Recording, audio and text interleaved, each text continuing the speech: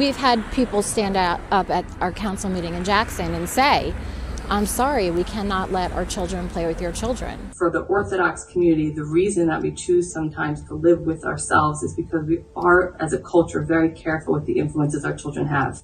My children don't they don't have any access to YouTube, TikTok, Instagram, any of these things. And part of that safety is that after school, all of us as neighbors share those same values and rules and restrictions. It's about unity. It's about assimilation. It's about, the American culture, and that's what we're losing. Can the Jews and the Gentiles get along? Absolutely. We don't have. You're calling for unity. Absolutely. I also understand that this is their way of thinking. This is how they are trained. This is how they were brought up. We're happy for them to stay. We don't push them out. We had a neighbor Wheeler right across the street over one house.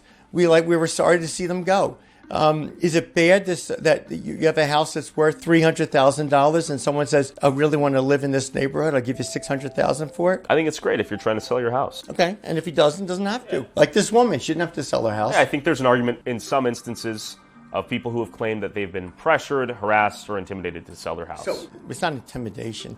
It only could be that too many people are knocking on their door asking, do you want to sell your house? Okay, so there's blockbusting. Okay. That's when they approach you to sell your house, which is a level of harassment. There's intimidation, telling you that, your decorations are not Yiddish, or approaching you and asking you, when are you moving? You could have a child who's 4 or 5 years old, being your neighbor, and you could be very nice to that child, and one day they will just come out and say to you, when are you leaving? Well, that's learned behavior. They're hearing that, right?